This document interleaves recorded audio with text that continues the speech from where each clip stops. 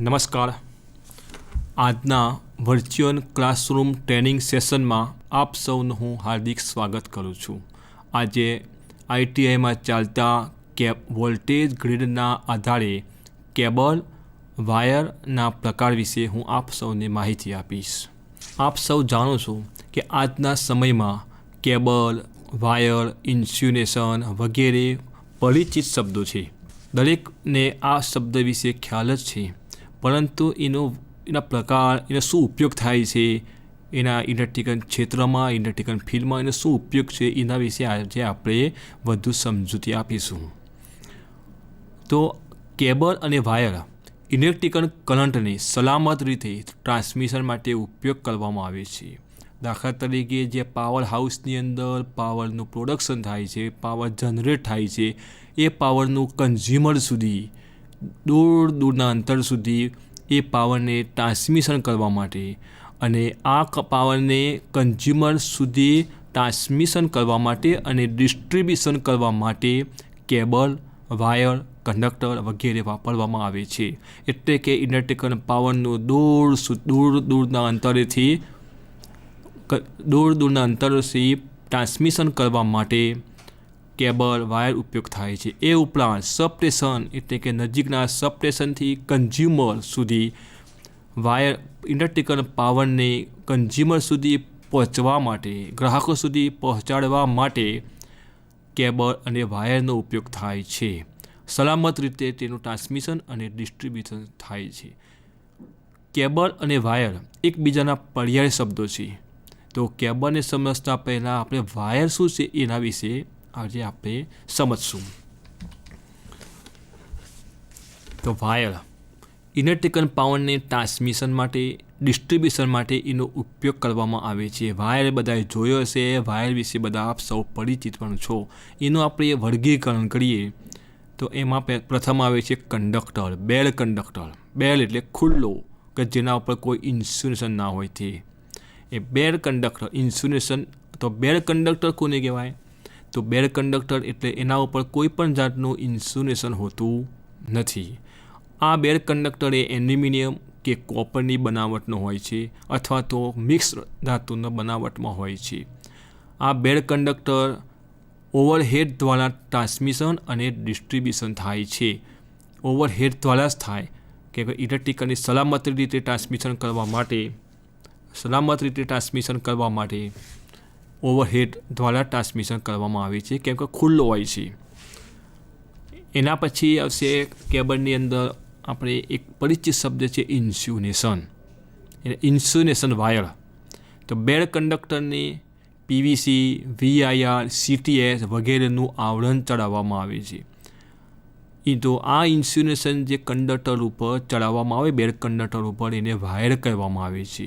Wire આનો ઉપયોગ હાઉસિંગમાં, ઇન્ડસ્ટ્રીમાં વગેરેમાં ઉપયોગી થાય છે. આપણા ઘરે જે વાયર વાપરવામાં આવે છે એ બધા insulated wire, PVC insulated wire કરવામાં આવે છે. શેપ, સાઇઝ, સંખ્યાના આધારે એના 3 પેટા ભાગ પડે છે. એટલે કે વાયરનો કયા શેપનો વાયર છે, કઈ સાઇઝનો વાયર છે, એના આધારે 3 પેટા ભાગ પડતા હોય છે. પ્રથમ ભાગ જોઈએ આપણે, સોલિડ કંડક્ટર ઇન્સ્યુલેશન વાયર. આ પ્રકારનો વાયર, તો એ વાયરના ઉપર યાની કે કંડક્ટરના ઉપર પીવીસીનું ઇન્સ્યુલેશન ચડાવેલું હોય છે. પીવીસી એટલે પોલીવિનાઇલ ક્લોરાઇડનું ઇન્સ્યુલેશન ચડાવેલું હોય છે. આ ઇન્સ્યુલેશનની અંદર ફક્ત એક જ વાયર હોય છે. દાખલા તરીકે 1/18નો વાયર. 1/18નો વાયર એટલે કે એ ઇન્સ્યુલેશનની અંદર એક વાયર હશે, વાયરની સંખ્યા 1 હશે અને એ વાયરની જાડાઈ 18 ગેજની હશે. આપ સૌ જાણતા હશો કે જેમ વાયરનો ગેજ વધતો જાય, જેમ વાયરનો ગેજ વધતો જશે એમ વાયર પાતળો થતો જશે. દાખલા તરીકે 20 ગેજનો વાયર છે અને 30 ગેજનો વાયર છે. તો 20 ગેજનો વાયર જાડો હશે, 30 ગેજનો વાયર પાતળો હશે. અને 1/18 યાની કે 1 અંશમાં જે સંખ્યા છે તે નંબર ઓફ કંડક્ટર સંખ્યા, એટલે કે પીવીસી ઇન્સ્યુલેશનમાં એક વાયર હશે, એની અંદર 18 ગેજનો એક વાયર હશે. આપ એ પણ હું જણાવું કે જે વાયરનો ગેજ છે એ માપવો હોય તો સ્ટાન્ડર્ડ વાયર ગેજ નામનું સાધન આવે છે. સ્ટાન્ડર્ડ વાયર ગેજ એ દ્વારા વાયરનો ગેજ માપી શકવામાં આવે છે. તમે આકૃતિમાં જોઈ શકો છો કે કંડક્ટર છે એના ઉપર ઇન્સ્યુલેશન ચલાવેલું છે. ઇન્સ્યુલેશન પીવીસીનું હોઈ શકે અને ઘણા સમય પહેલાં VIRનું પણ ઇન્સ્યુલેશન, વેલ્કેનાઇઝ્ડ ઇન્ડિયન રબર, CTH, અલગ અલગ પ્રકારનો કોટન, અલગ અલગ પ્રકારનું ઇન્સ્યુલેશન ચલાવવામાં આવતા. એ પ્રકારના વાયર મળતા હતા. પણ આ છેલ્લા કેટલાક સમયથી આ પ્રકારના વાયર બજારમાં ઉપલબ્ધ છે નહીં. ફક્ત PVCનું જ ઇન્સ્યુલેશન વાયર મળતા હોય છે. એટલા માટે આ વાયરને PVC ઇન્સ્યુલેશન વાયર કહેવામાં આવે છે. PVCથી મતલબ એટલો ફાયદો થાય કે તેની ફ્લેક્સિબિલિટી સારી હોય છે, વત્તા મિકેનિકલ સ્ટ્રેન્થ પણ એની સારી હોય છે. આગ લાગે તો આગને આગળ વધતી જ અટકાવી પણ દે છે, વત્તા તે ફ્લેક્સિબલ છે, વત્તા તે કોપર એના ઉપર કોઈ ગરમીની ઠંડીની કોઈ અસર થતી નથી, ભેજની પણ અસર થતી નથી. ભેજ એ શું છે કે જો ભેજ લાગી જાય ઇન્સ્યુલેશનની અંદર તો ઇન્સ્યુલેશનનું જે ક્ષમતા છે એને જેને ડાયઇલેક્ટ્રિક સ્ટ્રેન્થ કહેવામાં આવે છે એની ક્ષમતા ઘટી જતી હોય છે. એટલે આ વસ્તુ ભેજની કોઈ અસર PVC ઉપર થતી નથી. એટલા માટે હાલમાં મોટાભાગે PVC ઇન્સ્યુલેશન વાયર બજારમાં ઉપલબ્ધ છે. બીજો ભાગ છે એના સ્ટ્રેન્ડેડ ઇન્સ્યુલેશન વાયર. સ્ટ્રેન્ડેડ ભમર ચલાયેલા વાયર હોય, એટલે કે એક વાયર ના હોય, એક કરતાં વધારે વાયર હોય અને દરેક વાયર ટ્વિસ્ટ કરેલા હોય અને એના ઉપર PVCનું ઇન્સ્યુલેશન ચલાવવામાં આવેલું હોય. એક કરતાં વધુ સોલિડ તાર ટ્વિસ્ટ કરેલા હોય. આ જે એક કરતાં જે વધારે વાયરો બન્યા એને એક કોર કહેવામાં આવે છે. એટલે કે PVC ઇન્સ્યુલેશનમાં એક કોર હોય છે.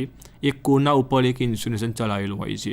આ વાયર 320, 720, 722 વગેરેમાં અવેલેબલ છે. 320 મીન્સ PVC ઇન્સ્યુલેશનની અંદર 3 વાયર હશે. નંબર ઓફ વાયર આર 3 અને પ્રત્યેક વાયર 20 ગેજનું હશે. એવી જ રીતે 720ના વાયરમાં નંબર ઓફ કંડક્ટર 7 હશે અને દરેક વાયર 20 ગેજનું હશે. એ જ રીતે 722 એટલે કે નંબર ઓફ કંડક્ટર 7 અને દરેક વાયર 22 ગેજનું હશે. અંશમાં વાયરની સંખ્યા, છેદમાં ગેજ બતાવે છે. આપ આકૃતિમાં જોઈ શકો છો કે આ ઇન્સ્યુલેશન છે. ઇન્સ્યુલેશનને છોડવામાં આવ્યું, ઇન્સ્યુલેશન રિમૂવ કર્યું તો અંદરથી 3 વાયર નીકળ્યા. એટલા માટે આ વાયરને 320નો વાયર કહેવામાં આવે છે. આગળનો જોઈએ તો multi stranded flexible wire. Multi stranded નામ જ કહે છે, મલ્ટી એટલે એક કરતાં વધારે. Multi stranded flexible wire. ઘણા પાતળા તાળો સ્ટ્રેન્ડેડ કરેલા હોય, એટલે કે 3 કે 7 એ નહીં પણ ઘણા બધા, એક કરતાં ઘણા બધા વાયરો હોય એને સ્ટ્રેન્ડેડ ભમર ચલાવેલા હોય અને એના ઉપર PVCનું ઇન્સ્યુલેશન ચલાવી દેવામાં આવે છે. અને આ જે કોડ બન્યું એ કોડની સાઇઝ એટલે કે thickness, cross section area 1.5 mm² હોય છે, મિલીમીટર સ્ક્વેર હોય છે. 0.3 mm ડાયામીટરનો 22 તાર હોય છે. તમે આકૃતિમાં જોઈ શકો છો PVC ઇન્સ્યુલેશન છે.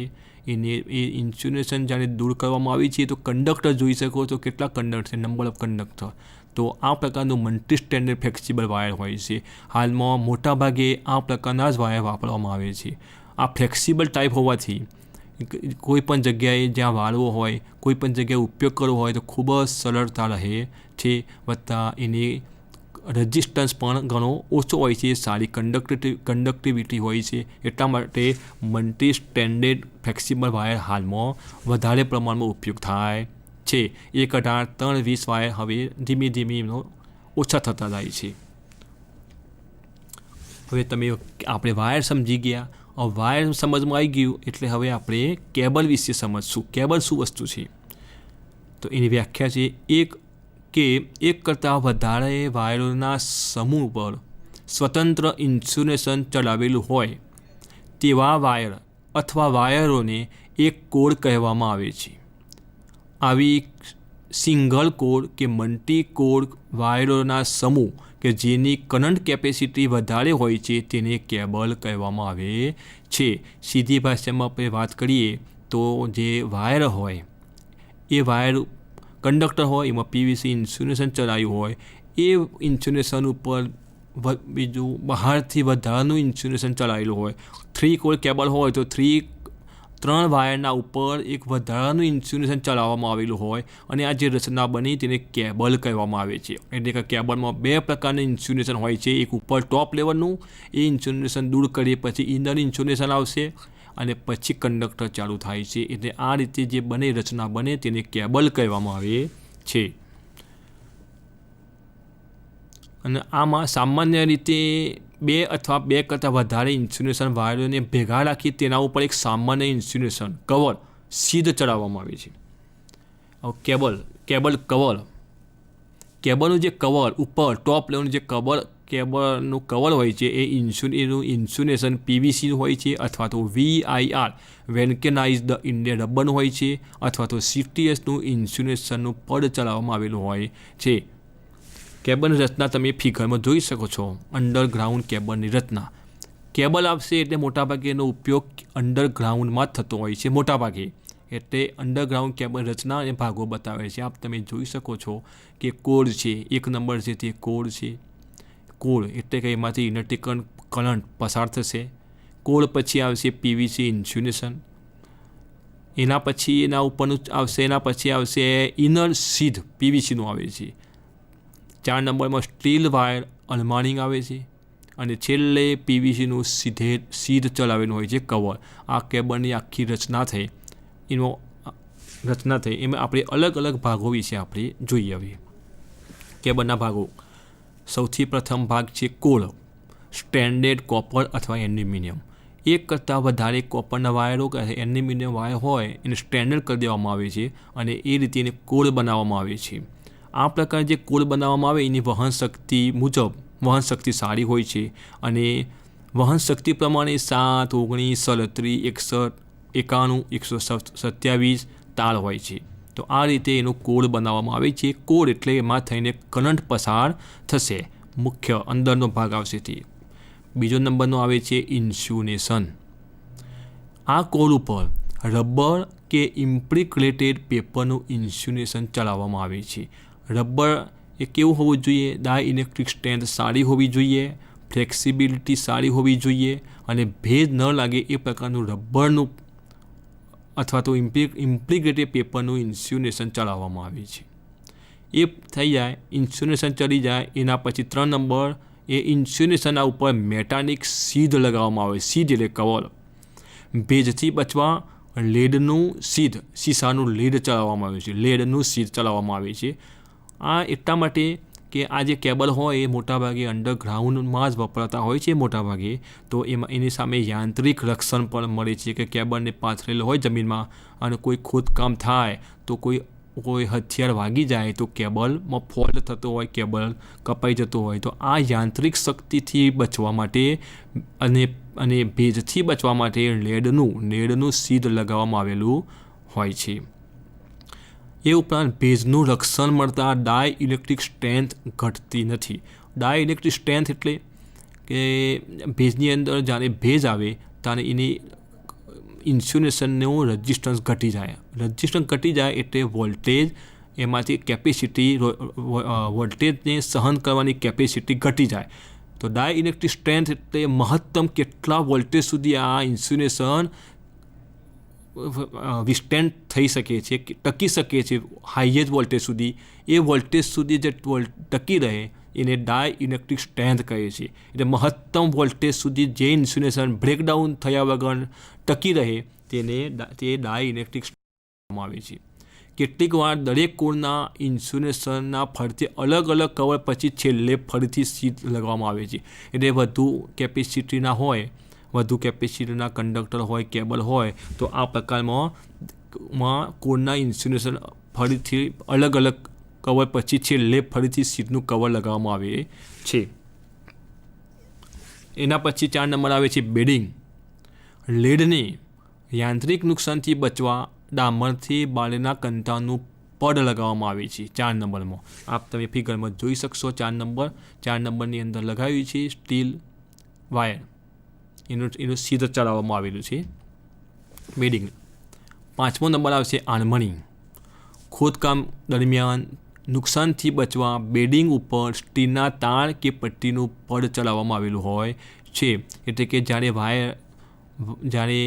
ખોદકામ કરવામાં આવ્યો હોય ખોદકામ કરવામાં આવે અને આ કેબલને અંડરગ્રાઉન્ડ માટે ઉપયોગ કરેલો હોય તો ખોદકામ દરમિયાન યાંત્રિક સાધનોથી યાંત્રિક રક્ષણ કરવા માટે આર્મરિંગ લગાવવામાં આવે છે. અને છેલ્લે આવે છે સર્વિંગ.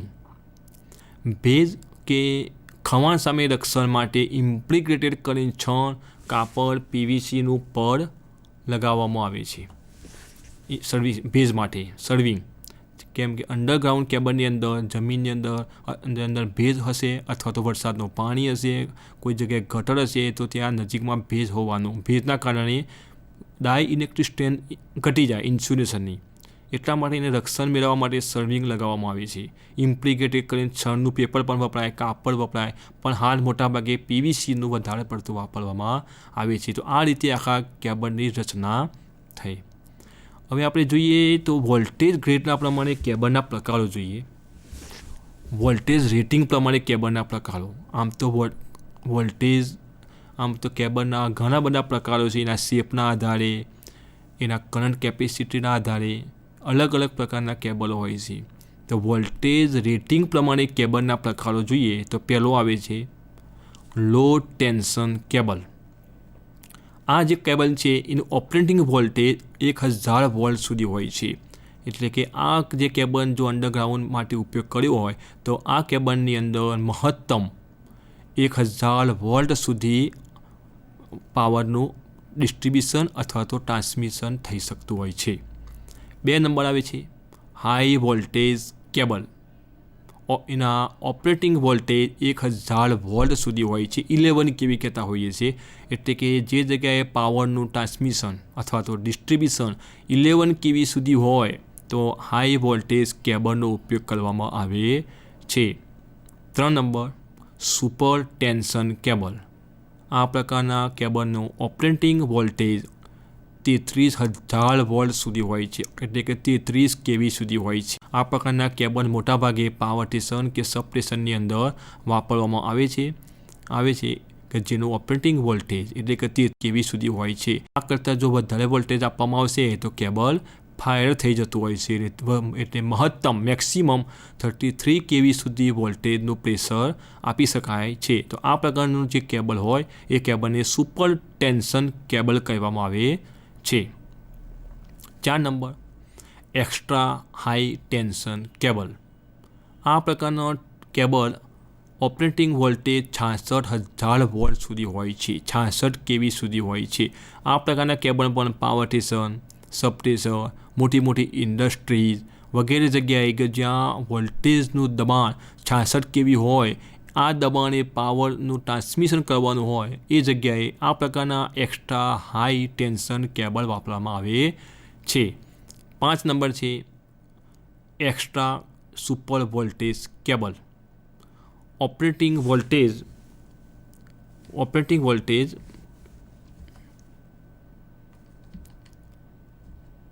120 kV સુધી 120,000 એટલે કે 120 kV સુધી હોય છે. Extra super voltage cable. આ પ્રકારના કેબલ પણ પાવર સ્ટેશનની અંદર, સબસ્ટેશનની અંદર, ઇલેક્ટ્રિકલ કોઈ ઇન્ડસ્ટ્રીઝ હોય તો ઇન્ડસ્ટ્રીઝની અંદર ઇલેક્ટ્રિકલ પાવરને સપ્લાય આપવા માટે, પાવર ટ્રાન્સમિશન કરવા માટે આ પ્રકારના કેબલનો ઉપયોગ થાય છે. તો વોલ્ટેજ ગ્રેડના પ્રમાણે આપણે અલગ અલગ પ્રકારના કેબલો જોયા. એમાં મહત્તમ જે ઉપયોગી થતો હોય છે કેબલ એ લો ટેન્શન કેબલ એક પ્રકાર છે. એ કેબલના ઉપર જે ઇન્સ્યુલેશન હોય છે એ VIRનું કેબલ હોય છે. VIRનું હોય છે.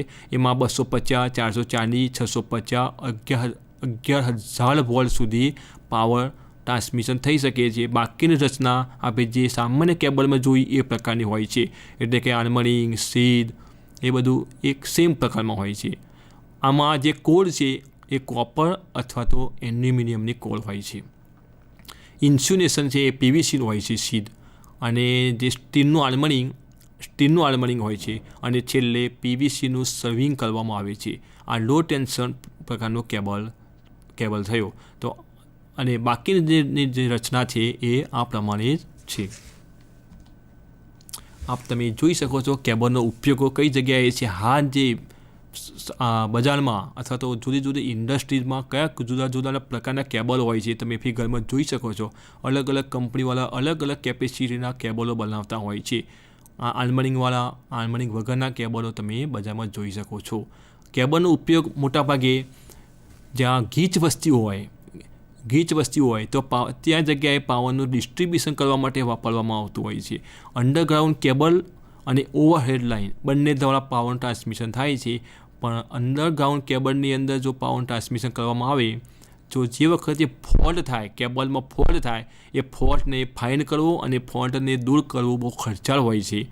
એની સરખામણીમાં ઓવરહેડ લાઇન ઉપર પાવરનું ટ્રાન્સમિશન કરવામાં આવેલું હોય તો જ્યાં ફોલ્ટ થાય તો તરત ફોલ્ટ ફાઇન્ડ થઈ જાય છે, શોધી શકાય છે અને તેનું ફોલ્ટ દૂર કરવા માટે ઓછા ખર્ચાળે ખૂબ ઝડપી એ ફોલ્ટનું નિવારણ થઈ શકે છે. જ્યારે અંડરગ્રાઉન્ડ કેબલમાં આ શક્ય નથી, ખર્ચાળ છે, બહુ સમય લે છે.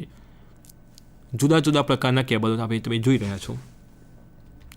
એના જુદા જુદા પ્રકારના કેબલો આ જો ઇન્ડસ્ટ્રીમાં અલગ અલગ કંપનીઓ કેવા કેબલો બનાવે છે. વિવિધ પ્રકારના કેબલો છે. 3 કોર, 4 કોર, 5 કોરના કેબલો, ઇન્સ્યુલેશન છે વિવિધ પ્રકારનું.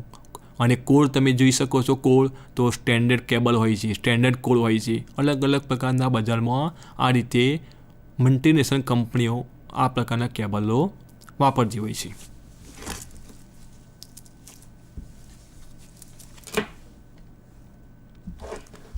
કેબલનો કઈ જગ્યાએ ઉપયોગ થાય ઇન્ડસ્ટ્રીમાં તમે જુઓ છો કે કેબલનો કઈ જગ્યાએ ઉપયોગ કરવામાં આવ્યો છે. વિવિધ પ્રકારના કેબલનો ક્યાંયથી પાવર સપ્લાય કરવા માટે, ડિસ્ટ્રીબ્યુશન કરવા માટે, એ ઉપરાંત વિવિધ પ્રકારની જે મશીનરી હોય એ મશીનરીને પાવર આપવા માટે, એ દરેક જગ્યાએ પાવર દ્વારા જે મશીનરી ટૂલ્સ ઇક્વિપમેન્ટ મશીનરી ચાલતી હોય એને પાવર સપ્લાય આપવા માટે કેબલનો ઉપયોગ કરવામાં આવે છે. આપ સૌ જોઈ શકો છો એ મુજબ.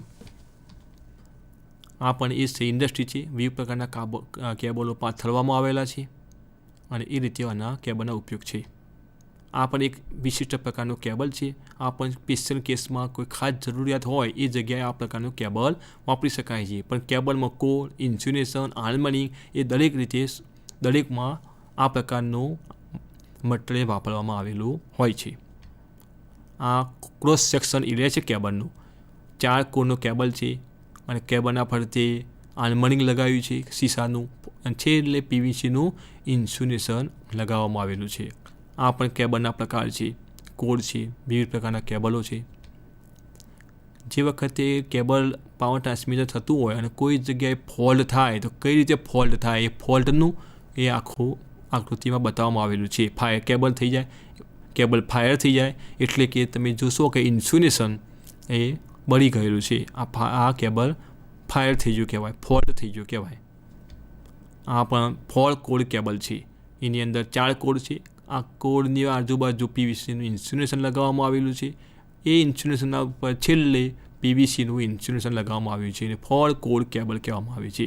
આ પણ કેબલ છે વિવિધ પ્રકારના. આ પણ કેબલ અલગ અલગ પ્રકારના 3 કોર કેબલના પણ કોરની કેપેસિટી વધઘટ છે એટલે કરંટ કેપેસિટી મુજબ અલગ અલગ પ્રકારના કેબલો છે. તમે સૌ કેબલ વિશે, વાયર વિશે મેં તમને સમજાવ્યું. તમે સારી રીતે સમજ્યા હશો. આપનો આભાર.